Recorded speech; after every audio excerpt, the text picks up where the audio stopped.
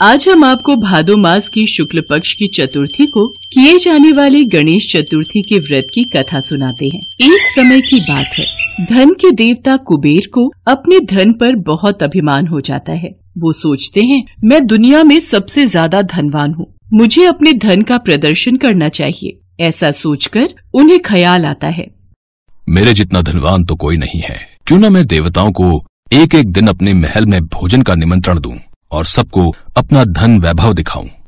ऐसा सोचकर वो सर्वप्रथम भोलेनाथ को अपने महल में भोजन करने का निमंत्रण देने के लिए कैलाश पर्वत पहुँचे। भोलेनाथ उनकी मंशा समझ गए। कुबेर का अभिमान समाप्त करने के लिए उन्होंने कुबेर से कहा, मैं आपका आमंत्रण स्वीकार नहीं कर सकूंगा, लेकिन मैं अपनी जगह गणेश को आपके साथ भेज देता हूँ।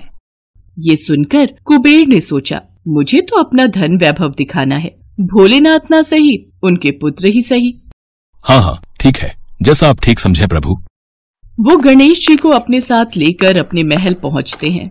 महल पहुँचते ही कुबेर गणपति को अपना धन ऐश्वर्य दिखाना शुरू कर देता है। ये देख विद्या और बुद्धि के दाता गणेश जी कुबेर जी की मंशा समझ जाते हैं और अब जब गणेश जी खाना खाने बैठते हैं तो कुबेर उन्हें सोने की थाली में विभिन्न प्रकार के पकवान परोसते हैं। अब गणेश जी खाना खाना शुरू करते हैं। देखते ही देखते गणेश जी महल में बना सारा खाना खा जाते हैं। उसके बाद भी उनकी भूख शांत नहीं होती।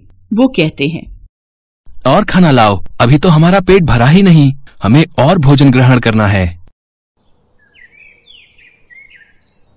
महाराज, महल में बना सारा भोजन समाप्त हो गया है, घर में जो भी फल फूल आदि है वो ले आओ।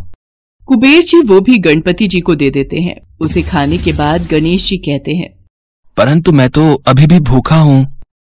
अब कुबेर ये समझ जाते हैं कि मैं अपना वैभव और ऐश्वर्य प्रभु को दिखाना चाहता था, इसलिए गणेश जी मुझे सीख देना चाहते हैं। वो गणेश जी से हाथ जोड़कर माफी मांगते हैं और कहते हैं, प्रभु, मैं अब कभी भी अभिमानवश ऐसा कुछ नहीं करूँगा, हमें क्षमा कर दीजिए प्रभु। हमने आपको क्षमा किया। ये कहकर गणेश जी वहाँ से अपने घर कैलाश पर्वत के लिए निकलते हैं। अब क्योंकि गणेश जी ने बहुत सारा खाना खाया था, उनका वजन बढ़ जाता है। अब वो अपनी सवारी नन्हे से मूषक पर बैठकर अपने घर कैलाश पर्वत के लिए चलते हैं। गणेश जी के वजन को संभालते हुए मूषक धीरे धीरे चलता हुआ कैलाश पर्वत की ओर निकलता है। रास्ते में मूषक का संतुलन बिगड़ जाता है और गणेश जी मूषक से नीचे गिर जाते हैं तो उनके सारे कपड़े, हाथ पैर आदि गंदे हो जाते हैं। अरे, मुझे कहीं किसी ने देखा तो नहीं? आसपास उन्हें कोई नहीं दिखता, लेकिन उन्हें हंसने की आवाज आती है। अरे, आसपास तो कोई नहीं है, फिर ये हंसने की आवाज किसकी आ रही है?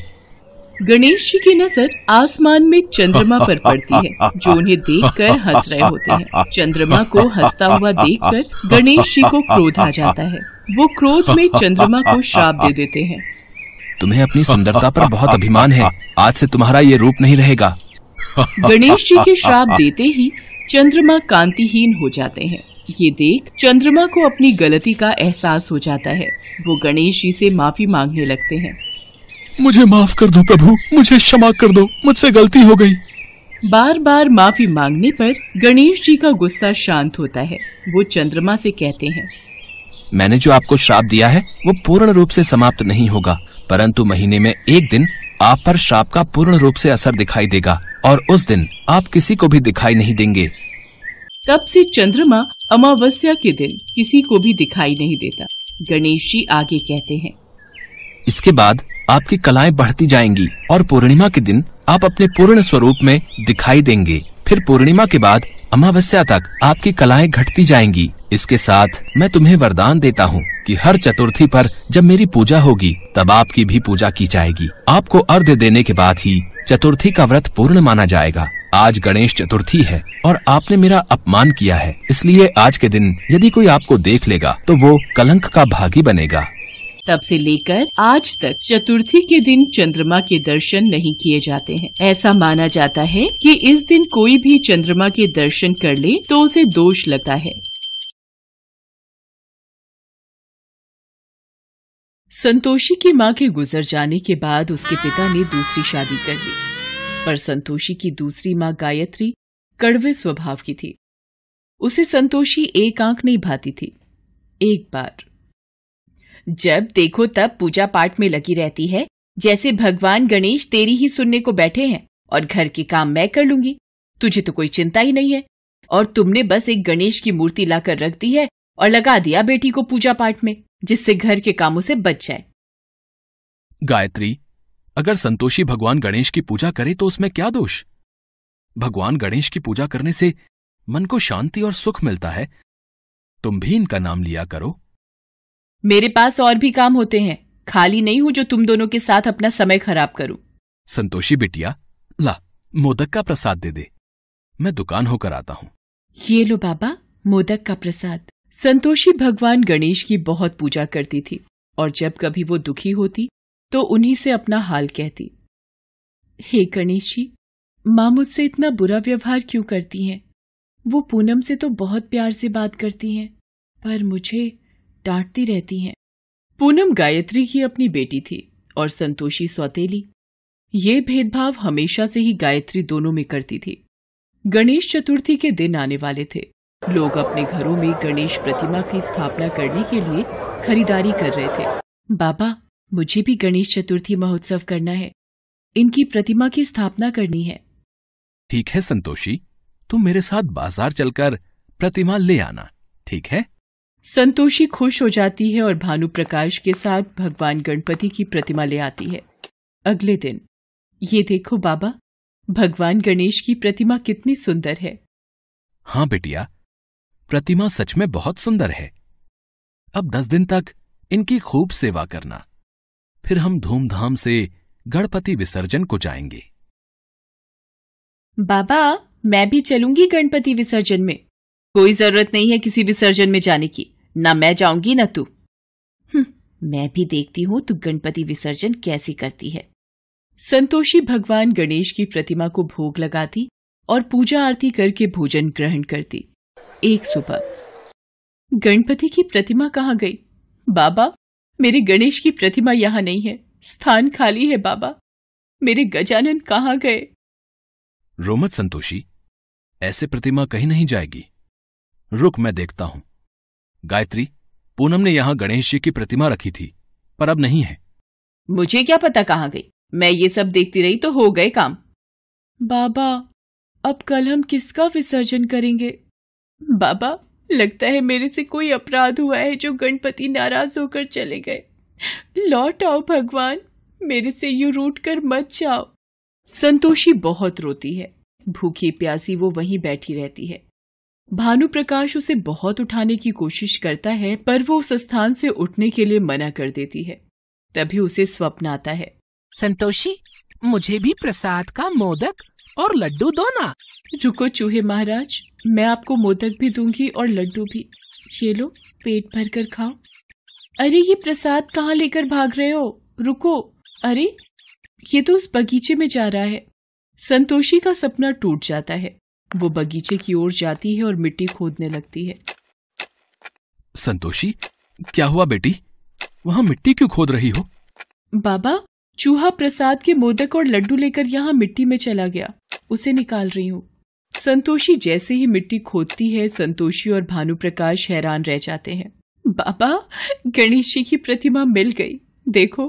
गणेश जी की प्रतिमा यहाँ बगीचे में कैसे? और ये हुआ कैसे? बाबा, अभी थोड़ी देर पहले सपने में एक चूहा मेरे पास आया और प्रसाद लेकर यहाँ भाग आया, और यहाँ मेरे गणेश की प्रतिमा मिल गई। गणपति बप्पा मोरिया, मंगल मूर्ति मोरिया। हे मेरे देवा, संतोषी पर अपना आशीर्वाद हमेशा बनाए रखना। अगले दिन संतोषी और भानु प्रकाश श्रद्धा भाव से गणपति विसर्जन करते हैं। जब वो घर वापस आते हैं, हे भगवान, मेरे पेट का दर्द नहीं जा रहा। जानलेवा दर्द है, कोई कुछ करो। गायत्री, डॉक्टर ने जो दवाई दी है वो तुमने खा ली है ना? अब आराम आ जाएगा तुम्हें। गायत्री का पेट दर्द बंद ही नहीं हो रहा था। सुनो जी, दर्द ठीक नहीं हो रहा, कुछ करो। भानु प्रकाश पास के हॉस्पिटल में भी दिखाकर आता है, पर सारी रिपोर्ट्स ठीक थी। गायत्री की बीमारी कोई समझ ही नहीं पा रहा था। दर्द से मेरी जान निकल रही है, मेरा दर्द बर्दाश्त के बाहर हो रहा है, मैं मर जाऊंगी जी। गायत्री, सब जगह तो दिखा दिया है, मैं क्या करूं? रिपोर्ट भी तुम्हारी कुछ नहीं कह रही। माँ, ये गणपति विसर्जन के प्रसाद का मोदक खा लो, पेट का दर्द ठीक हो जाएगा। इतने बड़े बड़े डॉक्टर देख चुके हैं, दवाइयां ठीक नहीं कर पाई और तू ये मोदक दे रही है। गायत्री, अगर संतोषी कह रही है तो थोड़ा मुंह लगा लो प्रसाद। गायत्री जैसे ही मोदक का टुकड़ा मुंह में लेती है, उसके पेट का दर्द बिल्कुल ठीक हो जाता है। ये कैसे हो सकता है? मेरे पेट का दर्द गायब हो गया। मैंने कभी भी भगवान गणेश पर विश्वास नहीं किया, पर आज उनके नाम का प्रसाद खाकर मैं ठीक हो गई और मैंने उन्हीं गणेश भगवान की प्रतिमा को घर के बाहर मिट्टी में छुपा दिया ताकि संतोषी पूजा न कर पाए, और आज इसी के हाथों से प्रसाद खाकर मैं ठीक हो गई। गायत्री, तुमने हमेशा संतोषी को अपने से दूर रखा।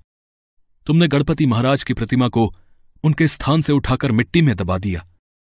शायद भगवान ने इसी बात का तुम्हें सबक दिया है कि कभी भी किसी के साथ बुरा बर्ताव मत करो। संतोषी गणेश की भक्त है, इसके हाथों तो पानी भी अमृत बन जाता है। संतोषी बिटिया, इधर आ मेरे पास, अपनी मां को माफ कर दे।